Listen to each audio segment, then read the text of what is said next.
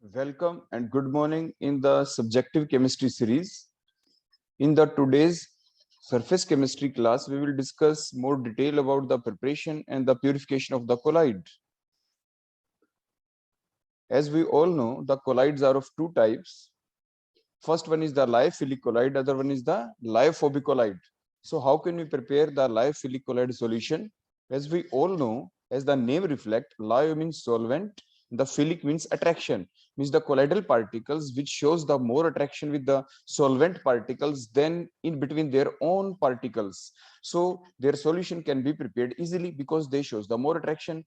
Means the in the category of method of preparation of the lyophilic colloidal solution, we can just say the lyophilic colloidal solution can be prepared easily just by adding water in it because their particle shows the more attraction with the dispersion phase.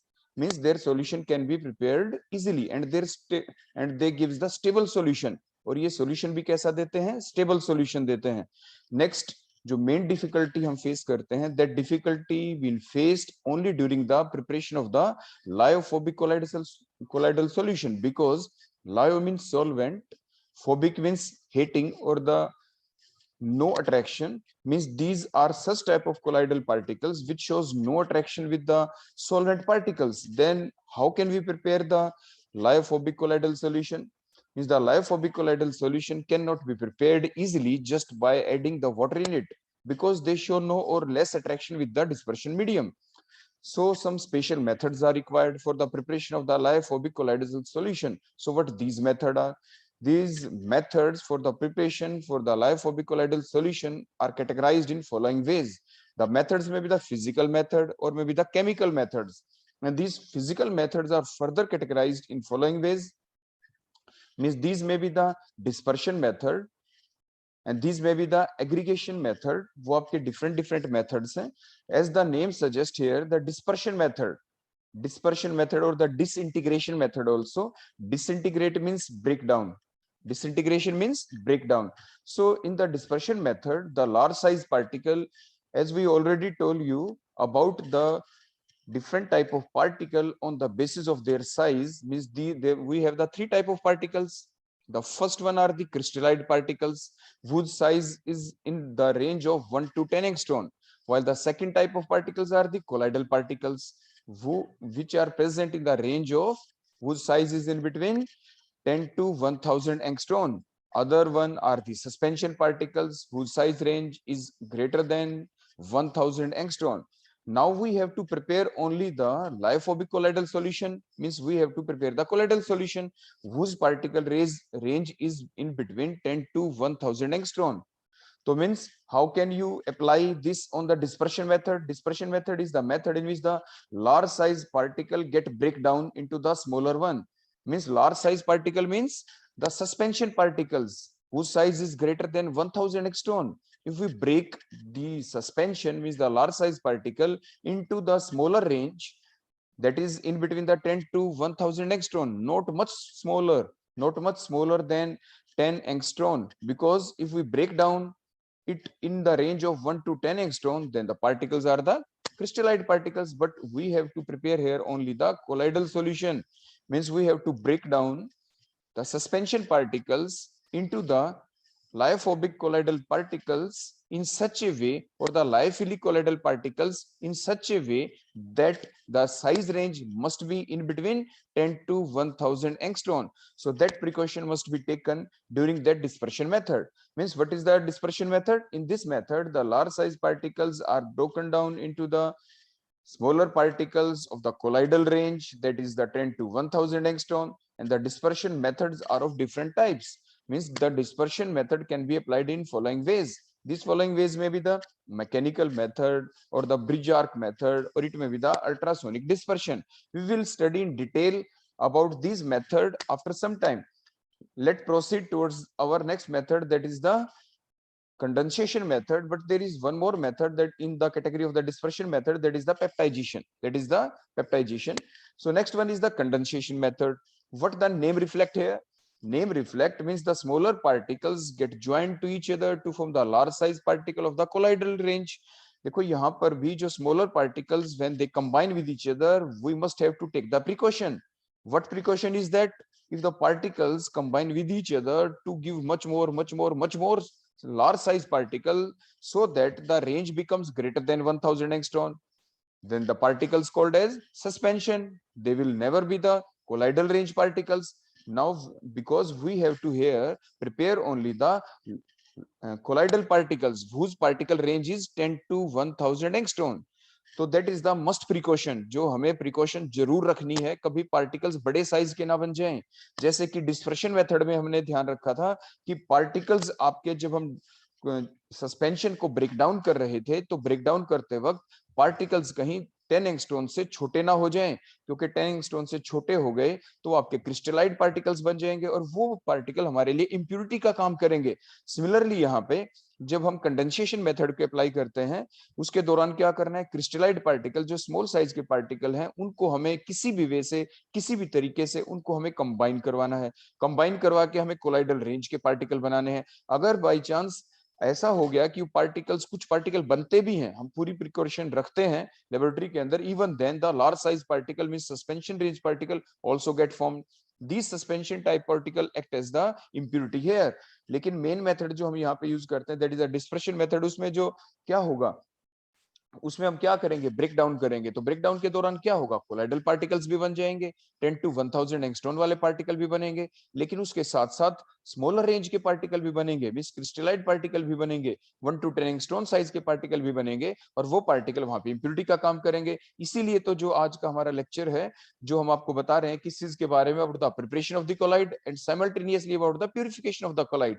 क्योंकि जब हम preparation करेंगे तो उसके साथ साथ colloidal particle के साथ साथ कुछ और रेंज के पार्टिकल भी बनने ही होते हैं, और उन पार्टिकल को लास्ट में हमें सेपरेट आउट करना होता है, और वही हमारी टेक्निक कहलाती है, that is the purification techniques. तो हम प्यूरिफिकेशन टेक्निक्स को प्रिपरेशन के बाद स्टडी करेंगे। तो जो कंडेंसेशन मेथड है वो क्या हुआ आपका, ब्रॉडली अगर हम कहें तो, in this method the smaller particles are joined together to form the large size particle of the colloidal range, that is the range in between the 10 to 1000 angstrom. And the condensation methods may be of following types, means the first way by which we can prepare the colloidal solution by using the condensation method, that first one is the by exchanging of the solvent, second one may be the by changing the physical state और bye access cooling, हम ऐसा कर सकते हैं। The next one is the chemical method, क्योंकि broadly हमने कहा था कि जो प्रिपरेशन के जो मेथड हैं आपके लाइफोबिक कोलाइडल सॉल्यूशन बनाएंगे, उसके लिए हमारे पास दो ही मेन कैटेगरी हैं, one is the physical method, other one is the chemical method. Physical method में दो पार्ट बन गए, डिस्पर्शन मेथड और कंडेंसेशन, और इनके भी आपके सब टाइप्स बन गई जो अभी हमने आपको बताया, इनकी डिटेल अभी हम देखेंगे। Next one are the chemical methods. Chemical methods क्या है, the colloidal solution can be prepared by chemical methods. वो क्या क्या हो सकते हैं, these may be the double decomposition, by the reduction, by the oxidation, by the hydrolysis, means these are the different ways by which we can also prepare the lyophobic colloidal solution. lyophobic colloidal solution को हम chemical वे में भी prepare कर सकते हैं। अब जो हमारे फिजिकल और केमिकल मेथड है, इन सभी मेथड्स को अब हम वन बाय वन डिस्कस करते हैं। तो हम स्टार्ट करते हैं हमारे डिस्पर्शन मेथड से, जो फिजिकल मेथड की कैटेगरी में आते हैं। तो सबसे पहले हम फिजिकल मेथड्स की कैटेगरी में आने वाले मेथड्स को स्टडी करेंगे। मींस पहले हम डिस्पर्शन मेथड्स, उसकी सब टाइप्स, फिर कंडेंसेशन मेथड, उसके वेज, उसके बाद हम केमिकल मेथड्स को स्टडी करेंगे, उसके जो डिफरेंट वेज हैं उनको हम इन डिटेल देखेंगे। तो सबसे पहले हम स्टार्ट करते हैं, now proceed with the dispersion method. As we already told you, in the dispersion method, the large size particle are break down into the smaller particles of the colloidal range, means that is from the 10 to 1000 angstrom. And the dispersion method may be of following types. The first one is the mechanical method. First one is the mechanical method. In this method, the large size particle are break down into the smaller particles of colloidal size, that is the 10 to 1000 angstrom, by passing the suspension in between the metallic discs, rotating very fast in the opposite direction. What it means, देखो आप ये जो diagram है इसमें आप बड़े ध्यान से देख रहे हैं, ऊपर से हमने देखो इसमें क्या डाला, हमने ऊपर से देखो ये ऐड किया यहाँ से सस्पेंशन। जब ऊपर से सस्पेंशन ऐड करते हैं, देखो इन्हें सिंपल वे हम आपको बताएं, आपने देखा होगा कि होम के अंदर भी जो हम आमतौर पे अपने घर पे रख लेते हैं, जिसे हम चक्की कहते हैं, गेहूं आप ऊपर से डालते हैं। जब आपने मान लीजिए सस्पेंशन को आप व्हीट मान ले, ऊपर से व्हीट आपने ऊपर से डाला, और आपके घर में जो चक्की होती है उस it has to it has to, जो जिनको आप सिंपल लैंग्वेज में आप उन्हें पार्ट कहते हैं, मींस सर्कुलर जो आपके पार्ट्स होते हैं, means lower and the upper one. जो लोअर वन है वो हमेशा आपका फिक्स रहता है, आप ध्यान रखें, और जो अपर पार्ट होता है that continuously moving, that continuously moving, देखो ऐसे गोल गोल round and round round and round वो रोटेट करता है।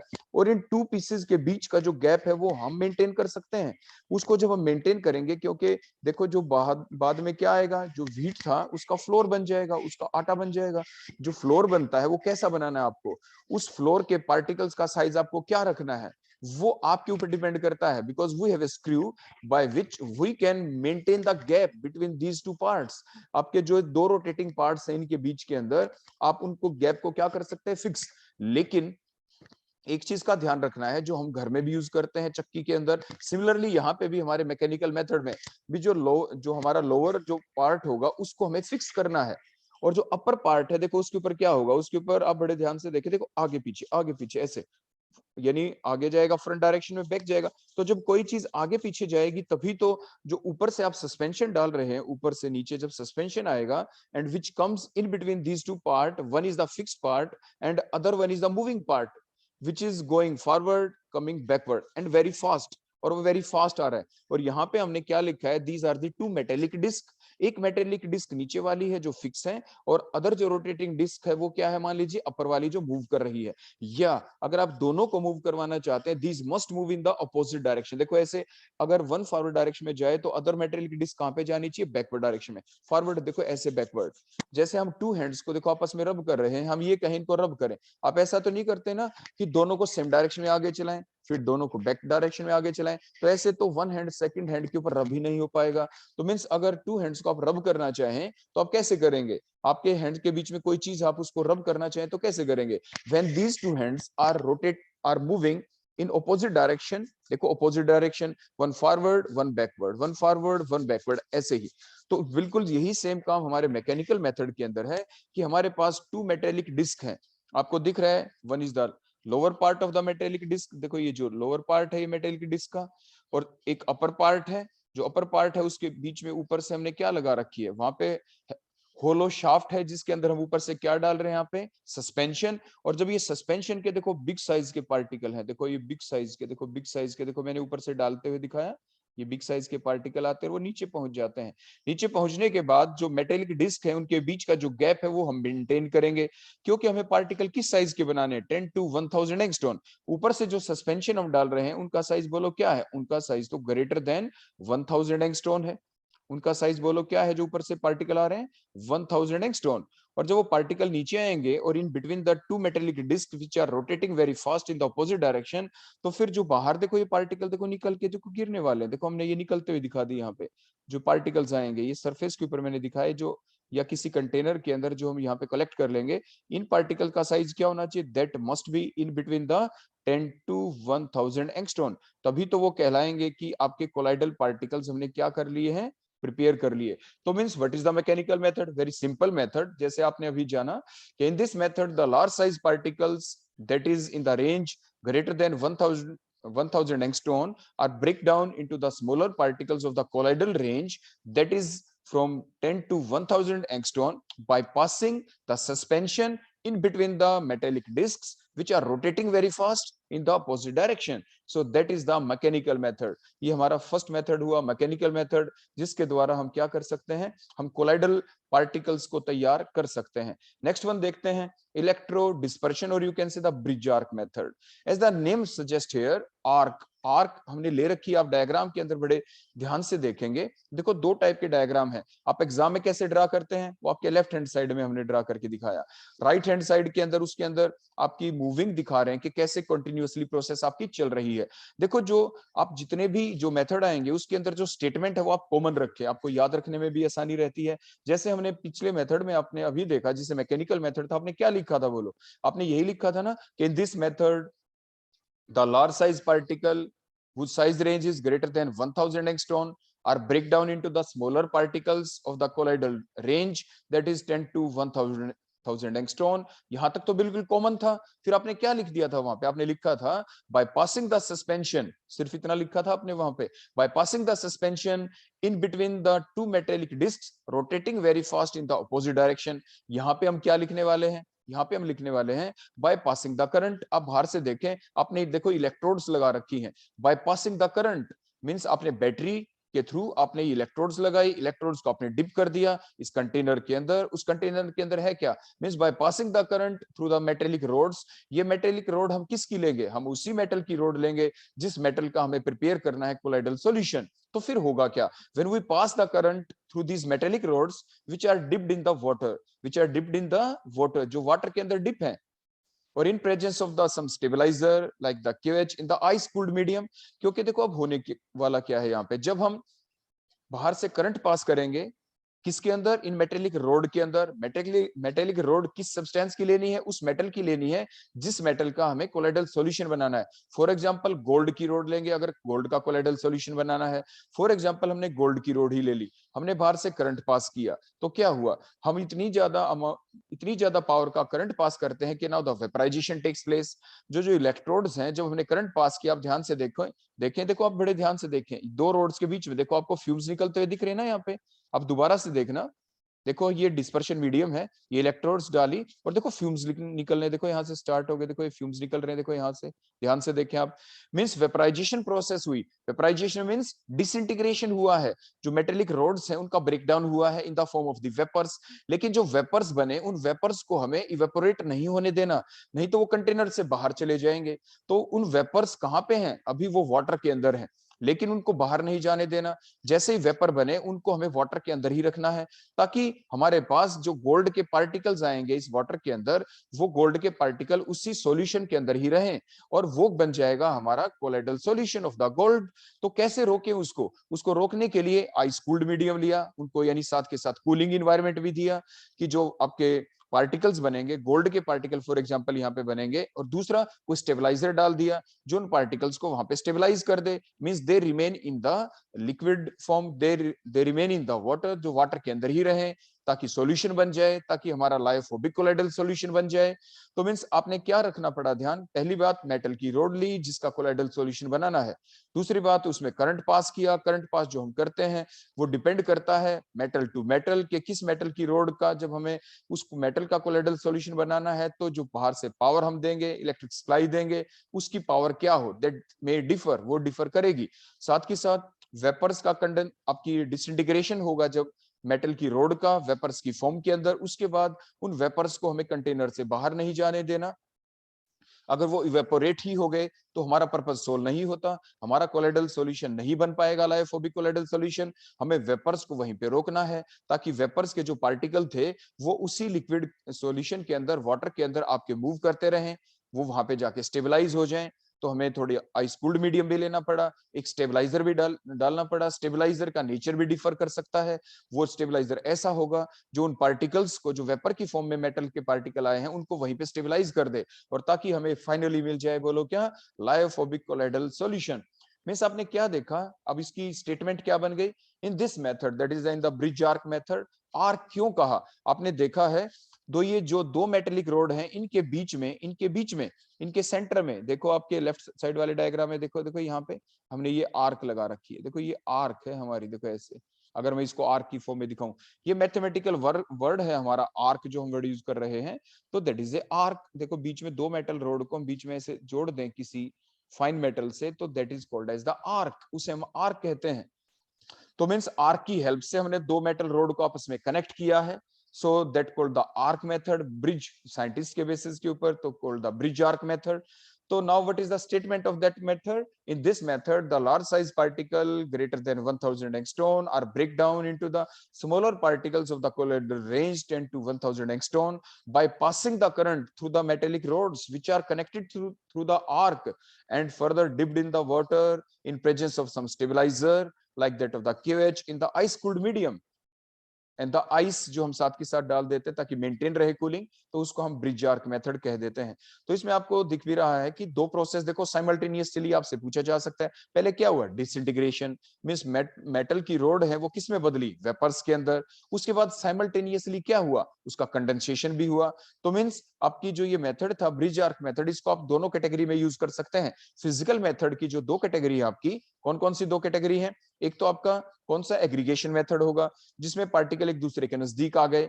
दूसरा क्या हुआ, डिसइंटीग्रेशन मेथड जो भी हम पढ़ ही रहे हैं, डिस्पर्शन मेथड कह दो, डिसइंटीग्रेशन मेथड कह दो, मीन जिसके अंदर ब्रेकडाउन हुआ, ब्रेकडाउन तो हुआ ही है मेटल रोड्स का, क्योंकि वो वेपराइज हो गए, उसके अंदर से मेटल रोड थोड़ी थिन भी होती चली जाएगी, क्योंकि धीरे धीरे जब ये प्रोसेस चलेगी तो वो वेपराइज तो हो ही रहे हैं, तो मीन्स डिसइंटीग्रेशन हो रहा है। उसके बाद क्या हो रहा है, condensation, means two simultaneous process are continuously going on during that particular method, that is the bridge arc method. तो एग्जांपल क्या है, the colloidal solution of the metals like gold, silver, copper, lead can be prepared by this method, and this method comprises both dispersion and the condensation, जैसे मैंने अभी आपको बताया। Next one is the ultrasonic dispersion, means ultrasonic radiations जो होती है उनको आप यूज करके, means the various substances like oils, mercury, sulphur, sulphides, the oxide of the metals can be dispersed into their colloidal state very easily just by with the help of the ultrasonic waves। Means जब हम ultrasonic wave पास कर दें, किसके अंदर पास कर दें, इन सभी substance के अंदर से, इनके सॉल्यूशन के अंदर से, जो ये पार्टिकल उनके अंदर है, तो जैसे ही अल्ट्रासोनिक वेव्स जाते हैं तो उनको वाइब्रेशन मिलती है, उस वाइब्रेशन की वजह से ये जो पार्टिकल्स हैं इनका ब्रेकडाउन होगा, ब्रेकडाउन होने से they come in the range of 10 to 1000 angstrom, means the lyophobic colloidal solution get prepared, और वो आपका प्रिपेयर हो जाएगा। So that is very simple method, that is the ultrasonic dispersion। Now we will take the next method, that is the peptidization one। So what is the peptidization, हमने जो हमारा previous part था जब हम पढ़ रहे थे प्रॉपर्टीज ऑफ द कोलाइड, उसके दौरान भी हमने इसको स्टडी किया था, लेकिन it also come in the category, कौन सी कैटेगरी है हमारी, जब हम प्रिपेयर कर रहे हैं, किसको प्रिपेयर कर रहे हैं, लाइफोबिक कोलाइड के सॉल्यूशन को, तो ये उस कैटेगरी के अंदर भी आ ही जाता है। सो व्हाट इज पेप्टाइजेशन, तो पेप्टाइजेशन क्या थी, हम दोबारा से देखो, पहले आपको डायग्राम दिखा देते हैं। पेप्टाइजेशन में क्या था, वी हैव द सस्पेंशन, हमारे पास सस्पेंशन है। सस्पेंशन मींस जो हमने ये एक सर्कल लगाया है, इसके अंदर एक ही पार्टिकल नहीं है आर्सेनिक सल्फाइड का, we have the many arsenic sulphide particles, arsenic sulphide, arsenic sulphide, arsenic sulphide, we have the many arsenic sulphide particle. और ये जो बड़ा साइज का पार्टिकल जिसके ऊपर हमने लिख दिया सस्पेंशन, मींस इसका जो साइज रेंज है वो क्या है, ग्रेटर देन 1000 एंगस्ट्रॉन। उसके बाद क्या होगा, ताकि हमें ये डायग्राम सर्कल दोबारा ना बनाना पड़े, हमने क्या किया, इसके अंदर कोई इलेक्ट्रोलाइट देखो हमने ऐड किया। The electrolyte must have the common ion, common ion here is the sulphide ion. when we add the electrolyte having the common ion, that common ion get adsorbed, the common ion get adsorbed on these suspension particle, that is the arsenic sulfide particles। arsenic sulfide particles के ऊपर मैं देखो आपको फिर से clear कर दूं, जैसे कि मैंने प्रीवियस लेक्चर के अंदर भी क्लियर किया था। यहाँ पे जो आर्सेनिक सल्फाइड है ये देखो इस टाइप से था, ये arsenic sulphide 1, arsenic sulphide 2nd, 3rd, 4th and so on. देखो ये ऐसे बड़ा जो पार्टिकल है, ये पार्टिकल है आपका 1000 एंगस्ट्रॉन का, ऐसे, दैट इज द सस्पेंशन। और उसके बाद जब हमने इलेक्ट्रोलाइट डाला, डालने के बाद कुछ ऐसा हुआ है कि बीच में देखो एक जो पार्टिकल है ना, दैट इज आर्सेनिक सल्फाइड, ये एक आर्सेनिक सल्फाइड है, ऐसे सेकंड वन भी आर्सेनिक सल्फाइड है। अब उसके बाद क्या हुआ कि जब हमने इलेक्ट्रोलाइट डाला तो हर एक आर्सेनिक सल्फाइड के चारों तरफ बोलो कौन इकट्ठे हो गए, आपके सल्फाइड आयन। कौन इकट्ठे हो गए, आपके सल्फाइड आयन, कॉमन आयन को इसने एडजॉर्ब कर लिया। अब उसके बाद देखो हुआ क्या है, कि मैं सेकंड दिखा देता हूं, देखो आपको आर्सेनिक सल्फाइड, इसके चारों तरफ भी बोलो कौन इकट्ठे हो गए, आपके sulphide ion, common ion get adsorbed on their surface. और जिसकी वजह से जो आर्सेनिक सल्फाइड के पार्टिकल जो ऊपर हमने दिखाए हैं वो एक दूसरे के नजदीक थे, और नजदीक होने की वजह से साइज जो ओवरऑल नेट साइज था पार्टिकल का वो सस्पेंशन रेंज का था, मींस ग्रेटर देन 1000 एंगस्ट्रॉन का था। जब हमने इलेक्ट्रोलाइट डाला जिसमें कॉमन आयन है, तो अब क्या होगा, आर्सेनिक सल्फाइड बोलो, इनके बीच में बोलो क्या हो गई, यहाँ पे हियर अकर्स द रिपल्शन। अब देखो इनके बीच में रिपल्शन हो गई। और अब जो अकेला आर्सेनिक सल्फाइड का पार्टिकल है, देखो जो अकेला है, अब ये सस्पेंशन नहीं रहा, अब बोलो ये कौन बन गया, now it becomes the colloid. अब नेगेटिव चार्ज इकट्ठा हो गया तो नेगेटिवली चार्ज कोलाइड, और अब इसकी साइज की रेंज क्या है, दैट इज 10 to 1000 एंगस्ट्रॉन। और ये 10 to 1000 एंगस्ट्रॉन का इसका साइज हो चुका है। Means many arsenic sulphide particles आपके इकट्ठे हैं तो वो सस्पेंशन है। अगर हम आर्सेनिक सल्फाइड के पार्टिकल्स को उनको अलग अलग कर पाए किसी भी तरीके से, जैसे हम यहाँ पे किया by adding the electrolyte having the common ion, तो वो क्यों हो पाया? क्योंकि आर्सेनिक सल्फाइड के ऊपर जो नेगेटिव आयन है, क्योंकि यहाँ पे कॉमन आयन सल्फाइड आयन था, तो S2 negative ion get adsorbed on their surface and there occurs the now the mutual repulsion between this arsenic sulphide के पार्टिकल के बीच अब म्यूचुअल रिपल्शन हुई, और जिसकी वजह से वो पार्टिकल एक दूसरे से दूर हो गए। और जो बीच का गैप है उसमें कौन आएगा? बीच के गैप में तो देखो सॉल्वेंट ही आना है यहाँ पे। तो overall the liophobicolloidal solution of the arsenic sulfide get prepared. So means now what is the definition of the peptidization? The process of conversion of the suspension into the liophobicolloid, whether it is a positively charged or the negatively charged, on addition of an electrolyte having the common ion is called as the peptidization. उसे आप peptidization कहते हैं। आमतौर पे जब हम peptidization process को use करते हैं तो इसके दौरान हमें freshly prepared precipitate अगर हम ले लें, means freshly prepared suspension अगर हम ले लें, so that will give the better result during that peptization process, क्योंकि इसके जो प्रोसेस है पेप्टाइजेशन की जो हम चलाने वाले हैं वो बेटर इफेक्ट शो करेंगे। अब एग्जांपल हमने क्या लिया था? आर्सेनिक सल्फाइड का कोलोइडल हमने सॉल्यूशन बनाया। कैसे बनाया? आपसे पूछा जा सकता है, सिर्फ एग्जांपल वाली बात बोल दें, what will happen when the freshly prepared arsenic sulphide is peptized with H2S। तो हम क्या लिखेंगे इसका आंसर? ये नेक्स्ट वाला आंसर है, देखो नीचे जो हमने लिखा था, means the negatively charged colloidal solution is formed. The negatively charged liophobic colloidal solution is formed due to the adsorption of the common ion, that is the sulfide ion, on the surface of the arsenic sulfide colloidal particles, while the H positive ion from the secondary layer, while the H positive ion from the diffused layer, means first layer primary layer तो किसकी बनी? sulfide ions की। On that basis it is called as the negatively charged liophobic colloid, while the remaining counter ion mean remaining ion, जो H2S के अंदर जो main ion था, जो कॉमन आयन था, वो तो सल्फाइड आयन है। रिमेनिंग आयन को आप काउंटर आयन भी कह सकते हैं, जो कि आपकी डिफ्यूज लेयर बनाएगा, जो कि सेकेंडरी लेयर बनाएगा। लेकिन नाम जो दिया जाता है इसका, लाइपोबिकोलाइड का नेचर कैसा है, पॉजिटिव चार्ज है या नेगेटिवली चार्ज है, वो किस बेसिस के ऊपर आप कहते हैं? प्राइमरी लेयर के जो पार्टिकल्स थे, जो आयन थे, वो कौन से थे? वो आपके पॉजिटिव चार्ज थे या नेगेटिव चार्ज थे? इस बात को आप जरूर ध्यान रखें। नेक्स्ट एग्जांपल हम ले लेते हैं, means what will happen when the freshly precipitated ferric hydroxide is peptized with the dilute FeCl3, means if we add the electrolyte, that is the FeCl3, now we have the common ferric ions here, so these common ferric ions get adsorbed on the surface of the ferric hydroxide particles. Now due to that, now there occurs the mutual repulsion between the ferric hydroxide particles। जो आपके ferric hydroxide के भी देखो जो particle होंगे, यहाँ पे मान लीजिए मैं ड्रा कर दूं दोबारा से आपके लिए, FeOH का थ्राइस मैंने शो किया, पर एक देखो पार्टिकल्स को मैंने शो कर दिया, इसके चारों तरफ बोलो कौन इकट्ठे हो जाएंगे? Fe3+, देखो उसी टाइप से Fe3+। Now there occurs the mutual repulsion, अब इनके बीच में बोलो क्या हो जाएगा? Now there occurs the mutual repulsion, अब इनके बीच में बोलो क्या हो जाएगी? म्यूचुअल रिपल्शन हो जाएगी इन between the ferric hydroxide. Now they come in the range of, बोलो किसके अंदर आ जाएंगे? रेंज में, कोलाइडल रेंज बन गए। अब ये सस्पेंशन देखो नहीं रहा, मैंने क्रॉस भी लगा दिया, तो इस तरह से पॉजिटिवली चार्ज लाइपोबिक कोलाइडल सॉल्यूशन यहाँ पे बन गया। तो आपसे पूछा जा सकता है कि आर्सेनिक सल्फाइड में अगर हम H2S पास कर दें तो कौन सा कोलाइडल सॉल्यूशन बनेगा, पॉजिटिव या नेगेटिव? तो your answer will be the negative lyophobic colloidal solution will be prepared.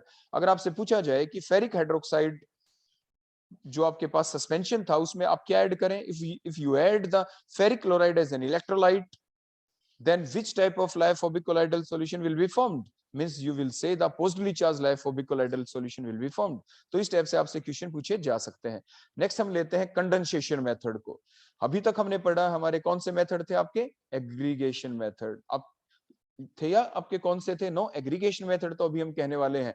Condensation method का नाम ही एग्रीगेशन मेथड होता है। तो पहले वाले मेथड का क्या नाम था? वो थे आपके डिस्पर्शन मेथड, वो थे आपके डिसइंटीग्रेशन मेथड। वो कौन से मेथड थे आपके? डिसइंटीग्रेशन, जिसमें ब्रेक डाउन हुआ था आपका, जैसे पेप्टाइजेशन में आपने देखा सस्पेंशन का ब्रेक डाउन हुआ, लार्ज साइज का जो पार्टिकल था सस्पेंशन, उसका ब्रेक डाउन हुआ था। हाँ, एक मेथड ऐसा जरूर था जो दोनों कैटेगरी में आ सकता है। एग्जाम में अगर आपसे पूछा जाए, that is the Bredig arc method. उसमें आपने देखा था ना कि दोनों आपके प्रोसेस यूज हो गई थी। ब्रिज आर्क मींस जो आपने मेटल की रोड ली थी, उसमें सबसे पहले क्या हुआ था? डिसइंटीग्रेशन। सबसे पहले क्या होता है? डिसइंटीग्रेशन मींस जो मेटल रोड वेपर स्टेट में आ गया था। उसके बाद आपने क्या हो गया था, जो वेपर्स थे उनकी आपने कंडेंसेशन करवाई थी बाय द आपकी कूलिंग मेथड, आपने कूलिंग भी यूज की, बाय एडिंग द स्टेबलाइजर, आपने स्टेबलाइजर भी यूज किया था ताकि वो वहां पे उनकी कंडेंसेशन हो जाए, वही वो लिक्विड स्टेट में रह जाए। तो मींस कंडेंसेशन हुई थी ना, तो इट मींस जो ब्रिज आर्क मेथड है उसको आप दोनों मेथड की कैटेगरी में यूज कर सकते हैं। एग्जाम में अगर आपसे पूछा जाए right A note on the condensation method ऐसा आ जाए, तो आप उसको कंडेंसेशन मेथड की कैटेगरी में भी यूज कर सकते हैं। तो ये आप ध्यान जरूर रखेंगे। नेक्स्ट हम देखते हैं कंडेंसेशन मेथड में होता क्या। आप डायग्राम में देखें, देखो छोटे छोटे पार्टिकल्स हैं, now they come closer to each other, देखो, और बड़े साइज के देखो पार्टिकल बन गए। छोटे साइज के पार्टिकल कौन है, देखो दोबारा से देखिए आप डायग्राम के अंदर नीचे, the small particles are in the range of 1 to 10 angstrom, means these are the आपके crystalloid particle. Now they combine with each other by any of the way, कोई भी तरीका हो सकता है। When they combine with each other to give the large size particle, as you can seen in that particular slide, के particles देखो कैसे बड़े साइज के होते जा रहे हैं, and that particular size must be in the range of 10 to 1000 angstrom, तभी वो कहलाएंगे कोलाइडल रेंज पार्टिकल्स। तो what happens during the condensation method, condensation method itself reflect about that in this method the smaller particles range of 1 to 10 angstrom come closer to each other, means join with each other, join together to form the larger size particles of the colloidal range, that is the range of 10 to 1000 angstrom।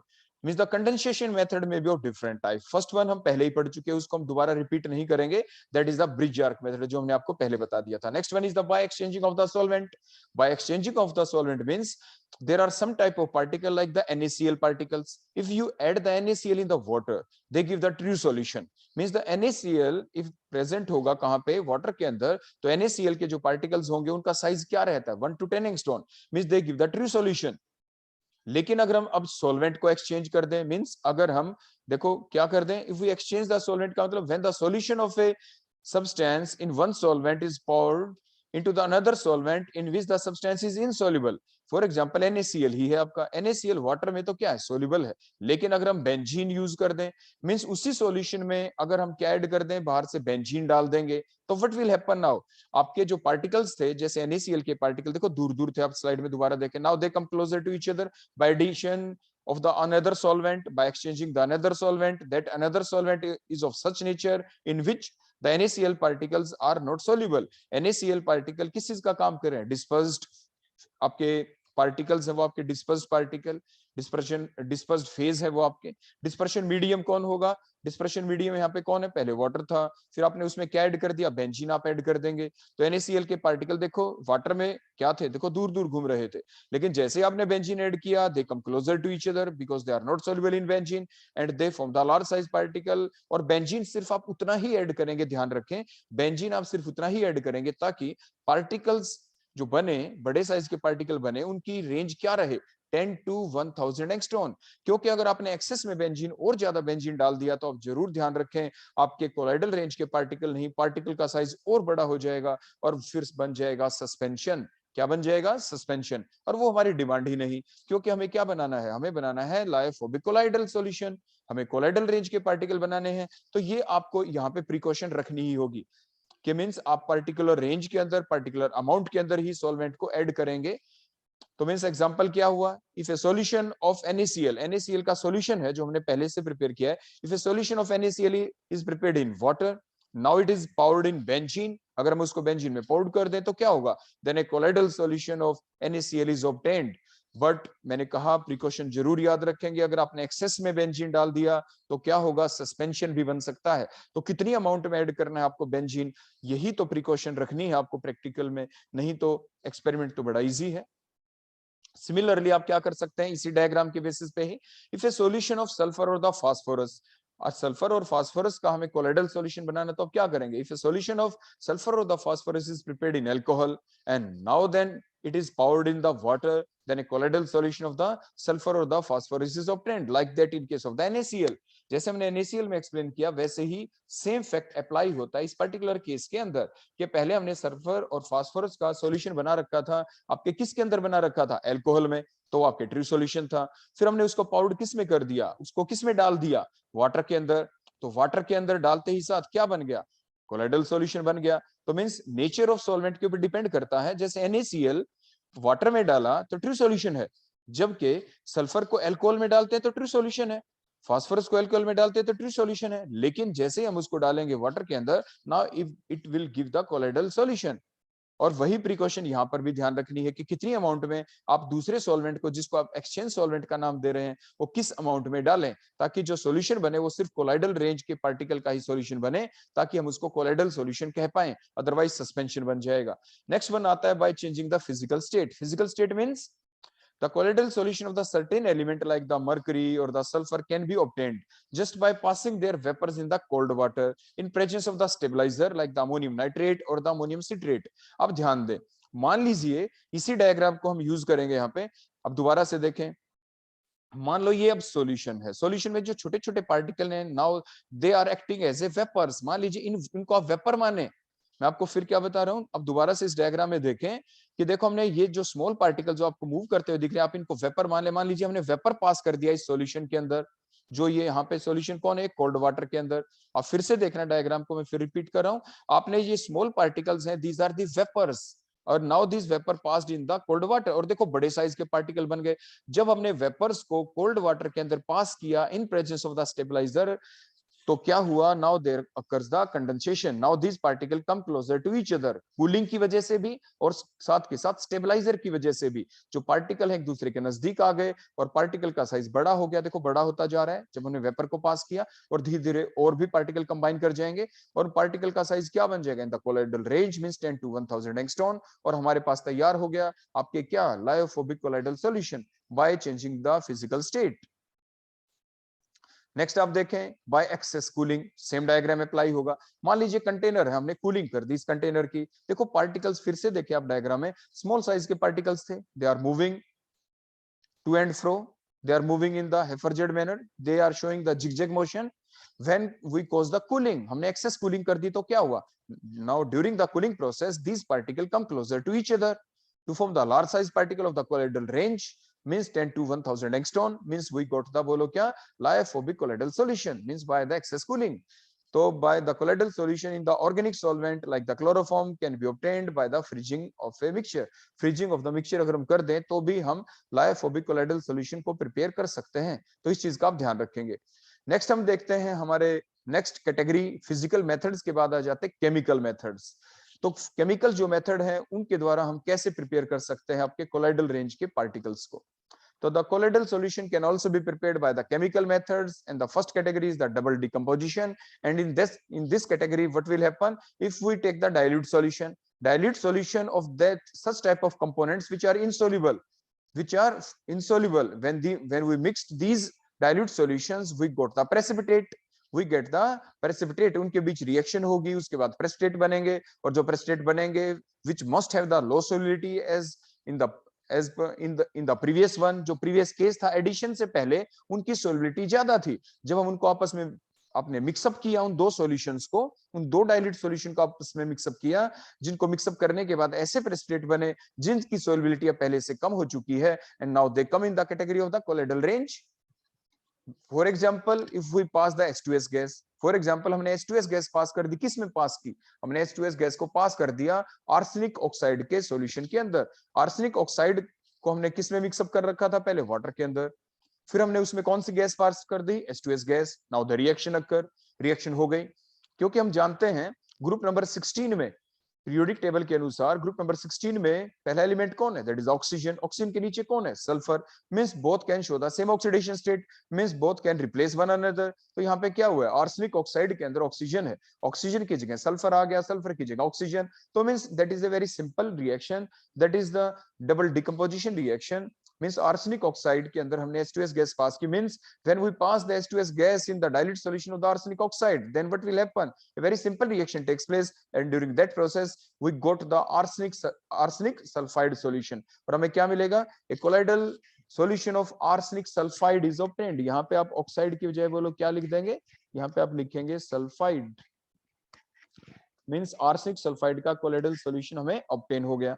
अब next हम इसी type से अगला chemical method देख लेते हैं। What will happen when we add the AgNO3 and the NaCl, when equal amount of the dilute solution of the AgNO3 and the NaCl solution are mixed, then AgCl will be formed, and that AgCl gives the AgCl बोलकर क्या बना उसका उसका आपका suspension भी बन सकता है, उसका कोलाइडल सॉल्यूशन भी बन सकता है, डिपेंडिंग अपॉन कि किस अमाउंट के अंदर हम इनको ऐड कर रहे हैं, जैसे मैंने आपको पहले भी बताया था।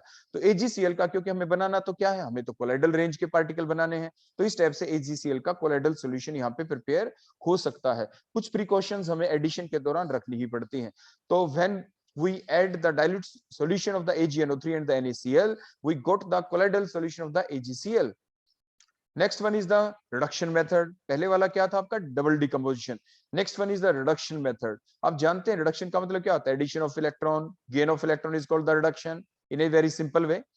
The addition of H atom is called as the reduction, addition of H atom कर दे उसको भी रिडक्शन कहते हैं। या देयर आर सम सब्सटेंस, जब हम दो को ऐड कर दे रिडॉक्स रिएक्शन के दौरान पढ़ चुके हैं, एक का ऑक्सीडेशन होता है तो दूसरे का रिडक्शन।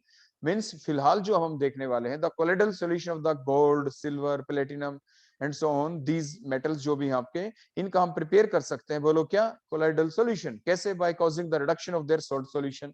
जैसे हमने क्या किया, हमने आपके जो AuCl3 गोल्ड का जो क्लोराइड लिया उसमें मैंने क्या डाला, SnCl2। SnCl2 की कौन सी ऑक्सीडेशन स्टेट है, +2 ऑक्सीडेशन स्टेट है, वो किस में कन्वर्ट हो जाएगा, SnCl4 में। बोलो कौन सी ऑक्सीडेशन स्टेट हो जाएगी उसकी, +4, क्योंकि carbon, silicon, germanium, tin, lead, carbon यानी ग्रुप नंबर 14 में है, 14 के आखिर में 4 है, तो 4 ऑक्सीडेशन स्टेट भी वो शो कर सकता है। तो SnCl2 में इसकी +2 ऑक्सीडेशन स्टेट है, देखो ये +4 ऑक्सीडेशन स्टेट के अंदर यहाँ पे चला गया। और यहाँ पे गोल्ड के ऊपर देखो आप देख रहे हैं आपकी +3 ऑक्सीडेशन स्टेट है और ये 0 ऑक्सीडेशन स्टेट है। तो आप बड़े ध्यान से देख पा रहे हैं the colloidal solution of the gold. तो AuCl3 में Au3+ है, उसने क्या किया है, उसकी ऑक्सीडेशन स्टेट क्या हो गई, decrease, means gain of electron हुआ है, उसको क्या कहते हैं, रिडक्शन। मींस AuCl3 का क्या हुआ, रिडक्शन हुआ। किसने किया, SnCl2 ने किया। तो यही तो हमने लिखा था by the reduction method. Means the colloidal solution of the gold, जैसे हमने गोल्ड का यहाँ पे प्रिपेयर किया, the colloidal solution of the gold और द Ag और the PT etcetera are prepared by the reduction of their salt solution. Next हम लेते हैं केमिकल मेथड की कैटेगरी में ऑक्सीडेशन मेथड। तो ऑक्सीडेशन मेथड में अगर हम देखें, फॉर एग्जांपल हमने क्या लिया, डिफरेंट ऑक्सीडाइजिंग एजेंट हमने ले लिए। For example SO2, HNO3, bromine water, these all are the oxidizing agent. Some are the weak oxidizing agent, like bromine water is a weak oxidizing agent, while the HNO3 is a strong oxidizing agent. So irrespective of their nature, whether the oxidizing agent here taken is the weak or the strong oxidizing agent, if we pass the H2S gas in it, अगर हम H2S gas पास कर दें इनके अंदर तो क्या होगा, अगर हम H2S गैस पास कर दे तो very simple reaction will occur here. Means H2S पास अगर हमने SO2 के अंदर कर दी तो क्या हुआ, देखो वाटर बन गया प्लस आपके कोलाइडल सल्फर प्रिपेयर हो गया। सिमिलरली अगर हम H2S गैस को पास कर दे ब्रोमीन वाटर के अंदर से तो क्या हुआ, उसी टाइप से क्या बन जाएगा, बोलो यहाँ पे आपके HBr बन जाएगा। तो ये चीज आप जरूर ध्यान रखेंगे, यहाँ पे हमें वाटर नहीं दिखाना, बोलो क्या बनेगा यहाँ पे HBr। देखो उधर से H आएगा, यहाँ से Br, क्योंकि एक्वस लिया है तो प्लस में आप ये जरूर शो कर देंगे, क्योंकि ब्रोमीन वाटर है, प्लस में वाटर है ही, तो इस टाइप से आपको लिखना है। नेक्स्ट अगर हमने क्या किया, बोलो HNO3 के अंदर से क्या पास किया आपने, H2S गैस। तो सिमिलरली यहाँ पे कोलाइडल सॉल्यूशन ऑफ क्या बन जाएगा, साइड प्रोडक्ट हम शो नहीं कर रहे, कोलाइडल सॉल्यूशन किसका बन जाएगा, सल्फर का हम प्रिपेयर कर सकते हैं। So a colloidal solution of the sulphur can be obtained by passing the H2S gas into the solution of an oxidizing agent like the nitric acid, bromine water, or the SO2 and so on. Next method which come in the category of the chemical methods, that is the by the hydrolysis. Means if we cause the hydrolysis of ferric hydroxide or the aluminum hydroxide, अगर हम इनकी क्या कर देंगे, बोलो यहाँ पे hydrolysis किसकी करेंगे, ये हाइड्रोलिसिस से हमें ऑब्टेन होंगे, यहाँ पे किसकी हाइड्रोलिसिस करेंगे, FeCl3 की। देखो जब आपने कभी ऐसा क्वेश्चन पढ़ा भी होगा, बड़ा इंपॉर्टेंट क्वेश्चन ऑब्जेक्टिव में भी आ जाता है कि what will happen when the water is added, when the water is added, किसके अंदर हम वाटर ऐड कर दें, FeCl3 के अंदर या एल्यूमिनियम क्लोराइड के अंदर, तो क्या होगा, व्हाइट फ्यूम्स निकलती हैं। व्हाइट फ्यूम्स किसकी निकलती हैं, these white fumes are only due to the formation of the HCl की वजह से निकलती हैं। HCl के व्हाइट फ्यूम्स बनती हैं यहाँ पे, क्योंकि देखो आपको दिख रहा है FeCl3 में अगर हम वाटर ऐड कर दें तो क्या बन जाता है, फेरिक हाइड्रोक्साइड हो जाता है, क्योंकि Cl के ऊपर भी देखो -1 चार्ज और जो OH नेगेटिव है उसके ऊपर भी देखो -1 चार्ज है। वाटर क्या देगा, H पॉजिटिव और OH नेगेटिव आयन है, चाहे ये वीक इलेक्ट्रोलाइट क्यों ना हो। तो आपके एक्सचेंज हो गया these two ion, Cl negative ion हट गए, OH नेगेटिव आयन वहां पे आ गए, तो फेरिक हाइड्रोक्साइड आपके बन गए, प्रेसिपिटेट बन गए उसके। और आपके जो कोलाइडल रेंज के पार्टिकल ही बनने चाहिए यहाँ पे, क्योंकि उससे ज्यादा साइज का बढ़ गया उसका साइज मींस तो वो सस्पेंशन कहलाएगा, क्योंकि हमें कोलाइडल पार्टिकल्स ही बनाने हैं। तो इस बात को आप जरूर ध्यान रखें, मैं बार बार हर बात के ऊपर ये रिपीट भी कर रहा हूं, ये प्रिकॉशंस कहलाती हैं यहाँ पे, कि हमें सस्पेंशन नहीं बनने देना है, सस्पेंशन को बनने से रोकना है।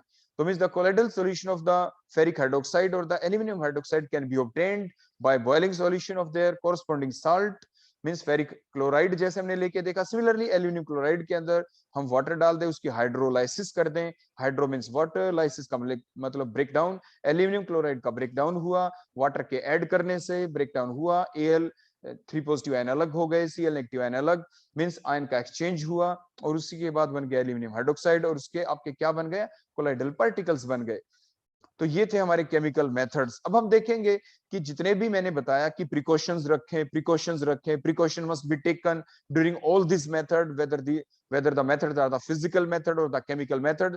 वो जो प्रिकॉशन है, उस प्रिकॉशन का मतलब ये था कि हमने पूरी प्रिकॉशन की, even after the full take care during the preparation of these colloidal particles, the particles of different range may also be formed। तो उन डिफरेंट रेंज के पार्टिकल्स जो बन चुके हैं, अब हमें उनको करना है सेपरेट, ताकि हमारे पास जो पार्टिकल्स अब रहें वो सिर्फ कोलाइडल रेंज के पार्टिकल ही रहें, 10 to 1000 रेंज के पार्टिकल ही रहें। तो अदर पार्टिकल्स को रिमूव करने की जो प्रोसेस है वो इम्प्यूरिटी का काम करेंगे। तो इम्प्यूरिटीज को हटाने का जो काम है वही कहलाता है प्यूरिफिकेशन ऑफ द कोलाइड।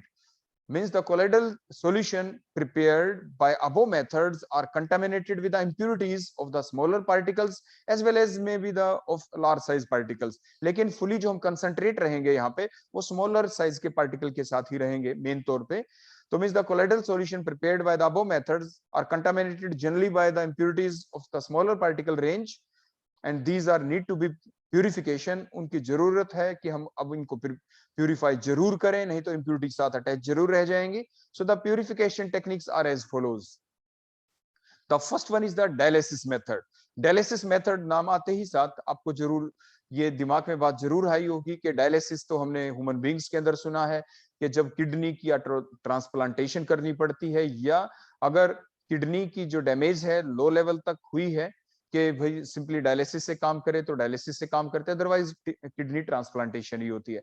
तो उसके दौरान जो किडनी की प्यूरिफिकेशन करवानी पड़ती है पेशेंट्स को हॉस्पिटल में जाके weekly basis and so on, जैसे भी डॉक्टर प्रिस्क्राइब करे, तो जो प्रोसेस वहां पे चलती है वो डायलिसिस होती है, जिसके दौरान प्यूरिफिकेशन ऑफ द ब्लड किया जाता है।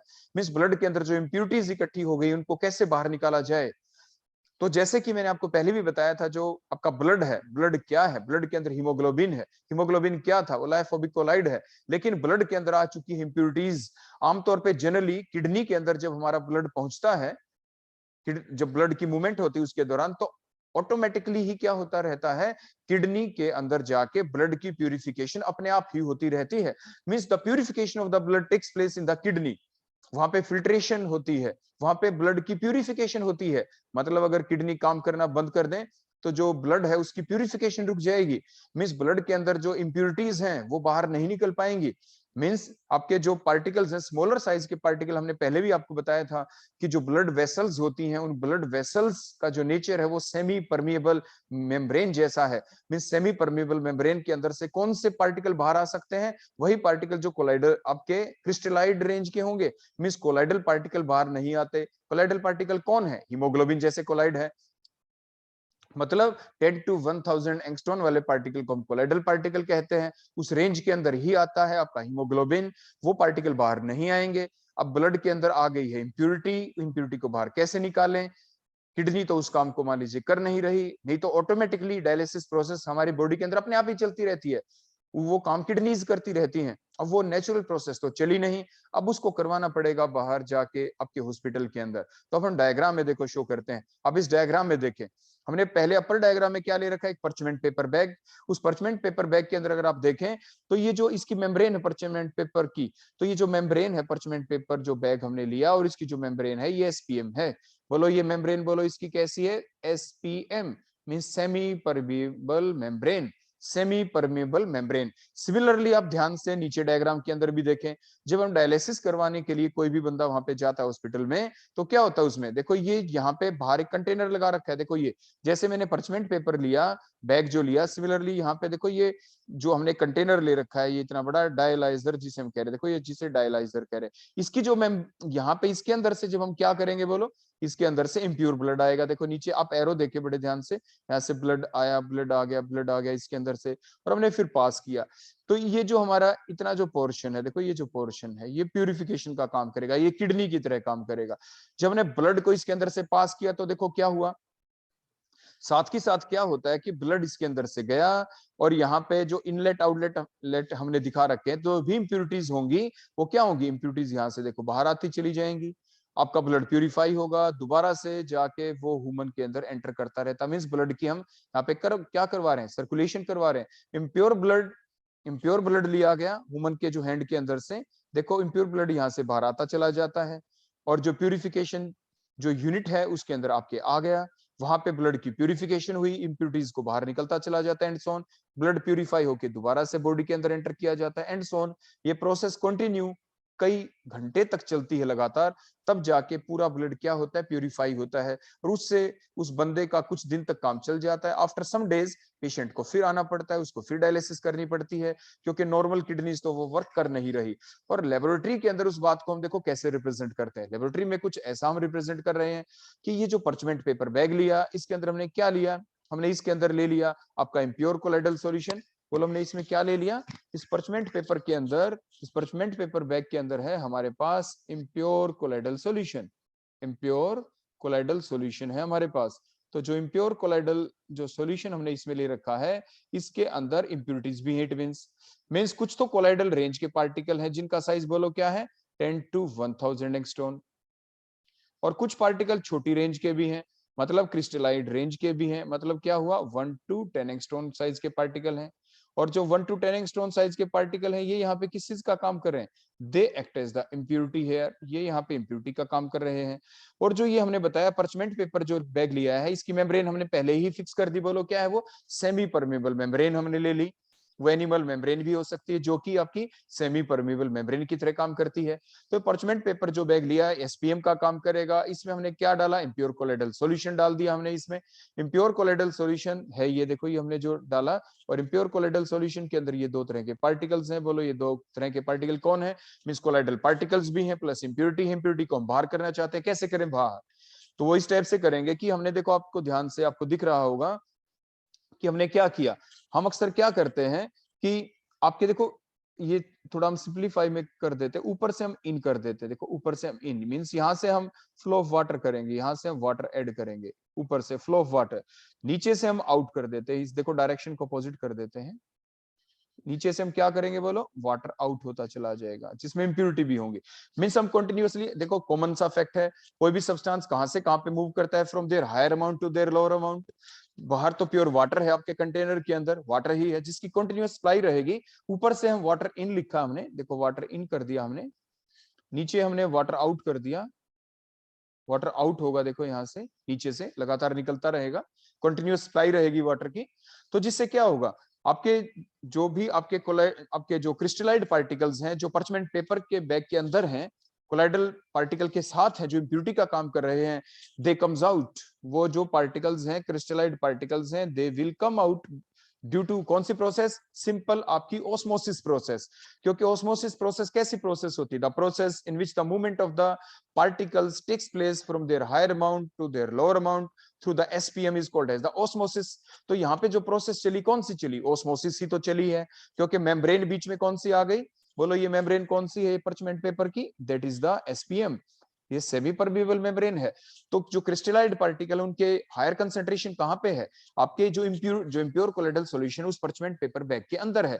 तो जो हायर कंसेंट्रेशन से लोअर कंसेंट्रेशन मींस बाहर की तरफ आ गए, देखो ये पार्टिकल, देखो मैंने रेड कलर से मैंने शो कर दिए, फॉर एग्जांपल ये crystalloid particle, and due to the continuous flow of water these impurity particles comes out with the flow of water। देखो वो बाहर आने शुरू हो जाएंगे जैसे मैंने शो किया, एंड सो ऑन, ये प्रोसेस चलती चली जाएगी। और धीरे धीरे हमारा जो इम्प्योर कोलाइडल जो सॉल्यूशन है आपके परचमेंट पेपर बैग के अंदर, कुछ समय के बाद उसमें सिर्फ रह जाएंगे बोलो क्या, आपके कोलाइडल रेंज के पार्टिकल्स, कोलाइडल रेंज के पार्टिकल उसमें रह जाएंगे, या वो इंप्योरिटी रह सकती हैं जो इंप्योरिटी कैसी हो, आपके लार्ज साइज पार्टिकल हो, सस्पेंशन हो।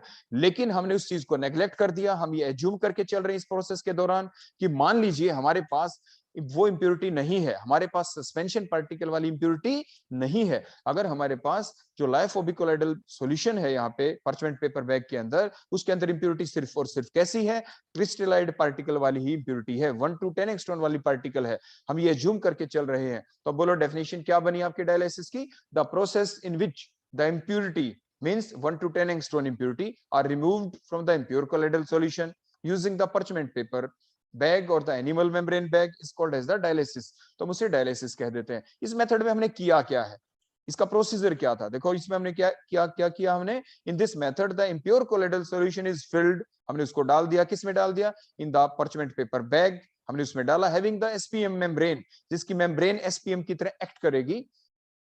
और फिर उसके बाद क्या किया, now we have hanged, we have suspended that parchment paper bag or the animal membrane bag in the beaker containing the water along with the continuous flow of the water, continuous flow of the water, continuous flow भी रहना चाहिए water के, आपके water के container के अंदर हमने उसको सस्पेंड कर दिया और उसके अंदर कंटिन्यूस फ्लो भी आपके वाटर का। तो उससे क्या होगा, the impurities that is the 1 to 10 angstrom impurities, they will come out from the parchment paper bag into the water through the process called as the osmosis, while the colloidal range particle, that is the 10 to 1000 angstrom particle, they will remain in the parchment paper bag, and thus finally we can say that we have purified the impure colloidal solution। हमने impure colloidal solution को क्या कर दिया है, purify कर दिया है, so that called as the dialysis। लेकिन इस प्रोसेस को अगर हमें फास्ट करना हो तो क्या करें, इस प्रोसेस को हमें फास्ट करना हो तो क्या करें, फास्ट करना हो तो हम क्या करेंगे, जो अभी आपने कंटेनर देखा बिल्कुल पूरा कंटेनर यही रहेगा,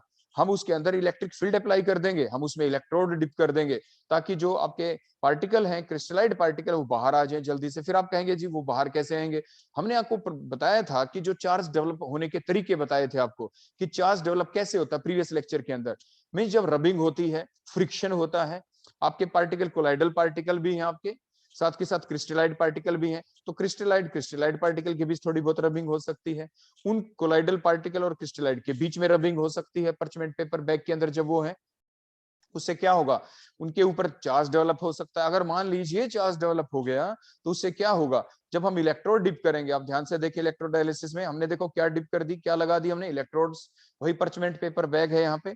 तो जो परचमेंट पेपर बैग है, बोलो इसके अंदर क्या है, उसी टाइप से इम्प्योर कोलाइडल सॉल्यूशन है, बोलो इसके अंदर क्या डला हुआ है, इसके अंदर है इम्प्योर कोलाइडल सॉल्यूशन। ये सेम डायग्राम है पहले वाला, सिर्फ एक ही चीज हमने यहाँ पे एक्स्ट्रा कर रखी है, वो क्या कर रखी है, सिर्फ हमने इलेक्ट्रोड्स लगा दिए, वही इम्प्योर कोलाइडल सॉल्यूशन है हमारा। इम्प्योर कोलाइडल सॉल्यूशन का मतलब इसके अंदर आपके कोलाइडल पार्टिकल्स भी हैं, प्लस में इंप्योरिटी के पार्टिकल भी हैं। तो इंप्योरिटी के पार्टिकल उसी टाइप से बोलो कौन से हैं, इंप्योरिटी के जो पार्टिकल हैं वो वही आपके 1 to 10 एंगस्ट्रॉम वाले पार्टिकल्स ही होंगे, क्रिस्टलाइड टाइप के पार्टिकल्स ही होंगे। और कोलाइडल पार्टिकल की रेंज तो आप जानते ही, बोलो क्या थी उसकी, 10 to 1000 एंगस्ट्रॉम। ये पार्टिकल तो हैं ही जिनको हमें अलग करना है क्रिस्टलाइड पार्टिकल से, मींस जो इंप्योरिटी के पार्टिकल हैं उनको अलग करना है। हमने ये अज्यूम किया यहाँ पे कि जो इंप्योरिटीज है उनके ऊपर भी कुछ चार्ज है, उनके ऊपर कुछ चार्ज है, तो अगर हम बाहर से इलेक्ट्रोड ऐड कर देंगे तो मींस बाहर बोलो क्या है हमारे यहाँ पे, आपके पास देखो ये बैटरी है, देखो यहाँ पे बैटरी है, positive and negative and, positive and negative and, देखो इस टाइप से एंड सो ऑन, देखो इस टाइप से हमने बैटरी को कनेक्ट कर दिया, और देखो ये इस टाइप से कनेक्टेड है बैटरी, ये कनेक्टेड है बैटरी हमने, तो ये नेगेटिव से नेगेटिव एंड, पॉजिटिव से पॉजिटिव एंड, मींस आपके एनोड है और ये कैथोड हो गया आपका, बिल्कुल उसी टाइप से। ऊपर आप ध्यान रखेंगे दोबारा से हम करेक्ट कर देंगे, यहाँ से वाटर इन और नीचे वही चीज हमने की, बोलो वाटर आउट, वाटर आउट।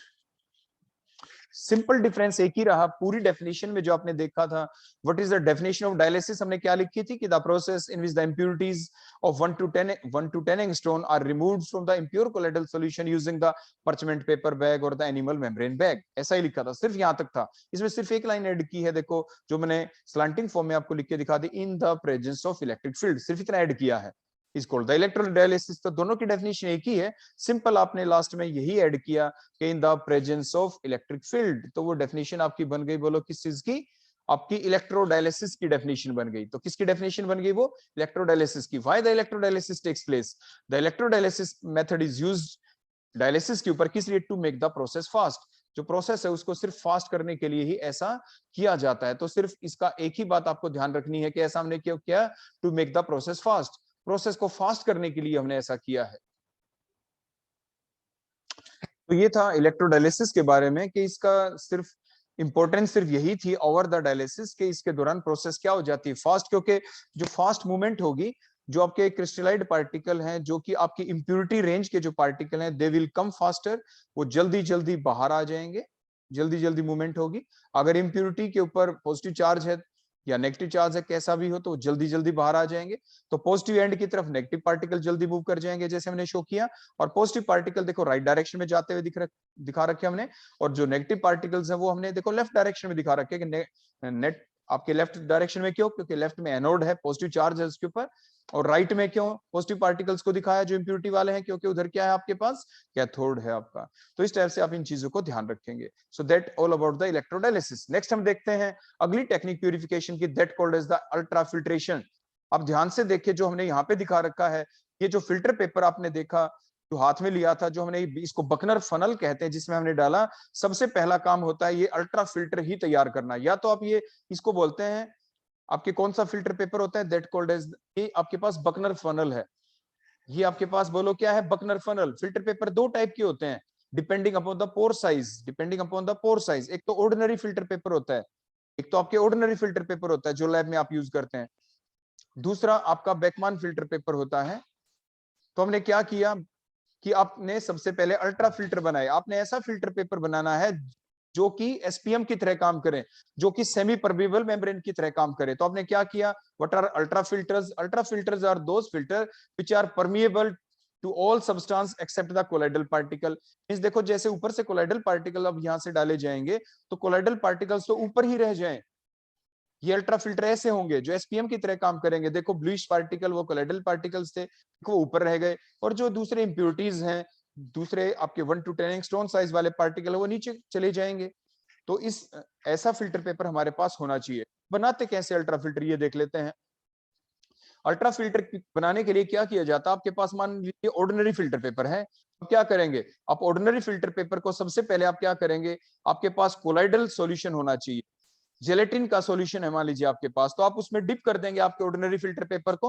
और डिप करने से क्या होगा? आपके जो पोर साइज बड़ा था, पोर साइज मान लीजिए बड़ा था, उसके अंदर जो आपके कोलाइडल जो पार्टिकल वो उसमें फिक्स हो जाएंगे जाके, और पोर साइज छोटा हो जाता है। तो ऑर्डिनरी फिल्टर पेपर को आप कन्वर्ट कर देते हैं किसके अंदर? अल्ट्रा फिल्टर के अंदर। मिस एक ऐसे फिल्टर पेपर के अंदर जिसका जो बिहेव करेगा एसपीएम की तरह, जो बिहेव करेगा सेमी परमिएबल मेम्ब्रेन की तरह। और फिर हम उसके अंदर थोड़ी हार्डनेस क्रिएट कैसे करते हैं? बाय ड्राइंग करेंगे, उसको हम सुखा लेंगे, उसके बाद अगेन डिप करेंगे फॉर्मेल्डिहाइड सॉल्यूशन के अंदर। फॉर्मेल्डिहाइड उस फिल्टर पेपर को थोड़ी थिकनेस दे देगा, थोड़ी हार्डनेस प्रोवाइड कर देगा। Now the filter paper thus prepared called as the ultra filters. Ultra word किस लिए यूज किया जाता है? पे जो फिल्टर पेपर बना है वो तो सिर्फ आपके ऐसा फिल्टर पेपर बना है तो कि आपके जिनका पोर साइज हमने छोटा कर दिया, जिनके अंदर से कोलाइडल पार्टिकल्स बाहर ना निकले, सिर्फ वही है। लेकिन अब हमें क्या करना है? ये अल्ट्रा वर्ड क्यों? अब हम चलते हैं अपने नेक्स्ट स्लाइड के ऊपर। अल्ट्रा फिल्ट्रेशन का होता है फास्ट फिल्ट्रेशन। आप बड़े ध्यान से फिर से देखना, जो आपके नीचे ये जो हमने पूरी यूनिट हमारी बनाई है, जिसमें हमने बकनर फनल ली और उसके ऊपर जो हमने फिल्टर पेपर लिया स्पेशल टाइप का, ये फिल्टर पेपर ऐसा है जिसके पोर साइज बोलो क्या है? उसका पोर साइज है ऐसा कि जिसके अंदर कोलाइडल पार्टिकल पास नहीं होंगे। और देखो ध्यान से देखो, हमने उधर से देखो टैप ऑन कर दी, ध्यान से देखिए टैप ऑन कर दी। जो अपने रेड कलर की जो पाइप आपको दिख रही है वो क्या काम कर रही है? It will create the vacuum, will create the vacuum. मान लीजिए आप देखो, हम फिर से आपको बता दें, ऊपर से जो हम डालेंगे, अब सॉल्यूशन आप डालते हुए देखें, नीचे देखो वो आ रहा है आपका, जैसे सिंपल हमने वाटर किया है, हमने सिर्फ इसको यहाँ पे ताकि वो अच्छे से स्टिक हो जाए आपके बकनर फनल के अंदर। तो हमने क्या किया बोलो? यहाँ पे ऊपर से अब हमने डालना शुरू किया इम्प्योर कोलाइडल सॉल्यूशन। जैसे इम्प्योर कोलाइडल सॉल्यूशन अब हम ऊपर से डालेंगे, तो जो इम्प्योरिटी वाले पार्टिकल है 1 to 10 एंगस्ट्रॉम, वो तो देखो नीचे चले जाएंगे। लेकिन प्रोसेस ताकि फास्ट हो जाए, अल्ट्रा मींस फास्ट, तो हमने क्या किया? हमने वैक्यूम क्रिएट किया नीचे। वैक्यूम क्रिएट आप वैक्यूम पंप्स की हेल्प से भी कर सकते हैं क्या? जैसे हमने यहाँ पे दिखाया कि नीचे वाला जो हमारी यूनिट थी, जो हमारी फनल थी, जिसके साइड में हमने पाइप कनेक्ट की है, देखो ऑरेंज कलर की पाइप, वहां से हमने वाटर ऐड किया। वाटर क्या कर रहा है, वाटर देखो बाहर निकल रहा है, वो प्रेशर क्रिएट कर रहा है। देखो ऐसे, जैसे मान लीजिए हम ऐसे खींच रहे हैं अपने, जैसे मैं आपको खींचते दिखा, ऐसे हम करते हैं, तो ऐसा ही काम ये वाटर कर रहा है। जब हम ऐसा कर रहे हैं तो उससे क्या होगा, जब कोई खिंचाव बनेगा नीचे की तरफ, तो क्या होगा, हमारा जो कंटेनर है इसमें प्रोसेस जो है फिल्ट्रेशन की वो फास्ट हो गई बाय दैट वैक्यूम यूनिट। हमने वैक्यूम यूनिट की हेल्प से ऐसा किया है।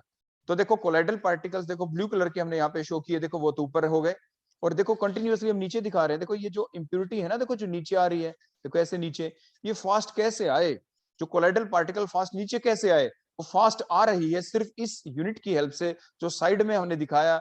हमारी पाइप देखो यहाँ से कनेक्टेड है, यहाँ से देखो ऐसे खिंचाव बन रहा है, देखो इस पाइप के थ्रू, यहाँ से देखो बिल्कुल ऐसे ऐसे मैंने करके जैसे आपको दिखाया, और जिसकी वजह से कंटिन्यूअसली प्रोसेस क्या होती चली जाती है, फास्ट। और इसी फास्ट फिल्ट्रेशन को ही कहते हैं अल्ट्रा फिल्ट्रेशन। तो ये जो प्रोसेस बिल्कुल फास्ट हुई, वो फास्ट कैसे हुई थी, फास्ट हमने कैसे की, by creating a vacuum there. नीचे वैक्यूम ही नहीं है, अदरवाइज देखो क्या होगा, देखो ऊपर से क्या लग रहा है, देखो यह जो हमारी कंटेनर होगी, देखो मैं आपको दोबारा से बताता हूँ, यहाँ पे हमारा जो ये बकनर फनल है, जब हम ऊपर से देखो सॉल्यूशन डाल रहे हैं, तो ऊपर से भी देखो प्रेशर लग रहा है, ऊपर से भी प्रेशर है, लेकिन नीचे से भी आपका, अगर जो नीचे आपका कंटेनर है, देखो नीचे जो आपका कंटेनर है, नीचे कंटेनर के अंदर जो आपकी फनल है, उसके अंदर भी तो गैस है। तो वो गैस क्या करेगी, वो इनवर्ड प्रेशर लगाएगी नीचे से, देखो इनवर्ड प्रेशर लगाएगी, ऐसे होगा ना नीचे से प्रेशर, मींस ऊपर का प्रेशर भी और फिर नीचे से भी प्रेशर। तो नीचे वाले प्रेशर को हमें रिमूव करना है, नीचे जो गैस है उसका हमें, अगर हम उसको वहां से निकाल देते हैं, no air means vacuum, means no inward pull, नीचे से कोई प्रेशर नहीं है। अगर नीचे का प्रेशर भी रहेगा, नीचे की गैस की, चाहे वो प्रेशर कम क्यों ना हो, प्रेशर तो है ही, अगर वो प्रेशर है तो उससे क्या होगा, filtration process will be slow. अगर हम नीचे एक वैक्यूम क्रिएट कर देंगे, नीचे हमारे इस, हमारी जो फनल है इसके अंदर हम नीचे वाले प्रेशर को अगर हम कैंसिल कर दें, देखो हमने क्रॉस का साइन लगा दिया, कैसे कि हमने यहाँ से वैक्यूम क्रिएट किया, देखो यहाँ से जो गैस है देखो यहाँ से खिंच जाएगी। हमने बताया वो या तो एक मशीन आती है जिसे वैक्यूम पंप कहते हैं, या सिंपल आप ऐसा लैब में कर सकते हैं कि यहाँ से आप एक पाइप लें, और जो टैप वाटर होता है टैप के साथ इसको जोड़ें वहां से, और यहाँ से वाटर आप ऑन कर देंगे, तो जिसकी वजह से क्या होगा, वैक्यूम यहाँ पे क्या हो जाएगा क्रिएट, आपका वाटर कंटिन्यूअसली यहाँ से बाहर निकलेगा। तो इस टाइप से आपकी प्रोसेस फास्ट हो जाती है, so called as the ultra filtration.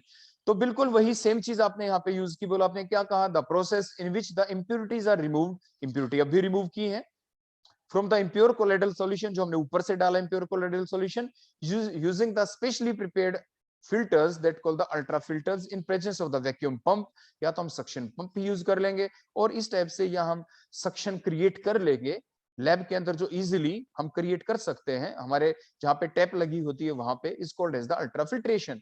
और सक्शन पंप हमने क्यों यूज करते हैं, या सक्शन हम क्रिएट क्यों करते हैं, to create the vacuum inside the container. जो आपका कंटेनर है, जो आपके नीचे फनल है, उसके अंदर हमें वैक्यूम क्रिएट करना है, वैक्यूम क्रिएट करवाना है ताकि अपर इनवर्ड पुल ना रहे, ताकि फिल्ट्रेशन प्रोसेस फास्ट हो जाए, इसीलिए हम सक्शन पंप को करते हैं यूज। तो the suction pump is used to make the filtration process fast, so that is the ultra filtration. तो ये अल्ट्रा फिल्ट्रेशन थी, that is the next method for the purification of the colloidal solution. तो that is all about our purification technique. तो आज के lecture में हमने क्या देखा, आज हमने देखा सबसे पहले प्रिपरेशन ऑफ द कोलाइड, और प्रिपेयर जब हमने किया कोलाइडल को, तो उसके दौरान वो प्यूरिफाइड फॉर्म में नहीं बनते, उनके अंदर कुछ ना कुछ आपकी इंप्यूरिटी रह जाती है। तो इन टेक्निक के अंदर हमने ये देखा, अगर वो इंप्यूरिटी 1 to 10 एंगस्ट्रॉन के बीच की हो तो उसको हम कैसे रिमूव कर सकते हैं। तो उसके लिए हमने देखा वो डायलिसिस मेथड भी हो सकता है, और उस प्रोसेस को फास्ट करने के लिए हम क्या करें, उस प्रोसेस को फास्ट करने के लिए हमने किया इलेक्ट्रोडायलिसिस। सिमिलरली हम सिंपल फिल्ट्रेशन से भी इसको, हमारे पास अगर सेमी परमेबल टाइप का या अल्ट्रा, अगर हमारे पास स्पेशल टाइप का फिल्टर पेपर हो which behaves like that of the SPM, तो भी हम सिंपल फिल्ट्रेशन से उसको फिल्टर कर सकते थे, लेकिन वो फिल्ट्रेशन प्रोसेस स्लो चलती, उसको फास्ट करने के लिए हमने वैक्यूम भी साथ के साथ क्रिएट कर दिया, जिसकी वजह से प्रोसेस फास्ट हो गई। तो अल्ट्रा मतलब फास्ट हो गई, तो प्रोसेस कहलाई आपकी ultra filtration. So that is all about our today's lecture. तो जिसके दौरान हमने देखा, जैसे अल्ट्रा फिल्ट्रेशन में भी देखा कि जो कोलाइडल पार्टिकल्स थे वो तो आपके फिल्टर पेपर के ऊपर ही रह गए, जो आपके स्पेशल डिजाइंड फिल्टर पेपर थे जो एसपीएम की तरह काम कर रहे थे, और आपके जो इंप्यूरिटीज थी वो नीचे चली गई। सो इस तरह से हम हमारे जो कोलाइडल सॉल्यूशन है उसको हम प्योरीफाई कर सकते हैं। So thank you, that all about your today's lecture.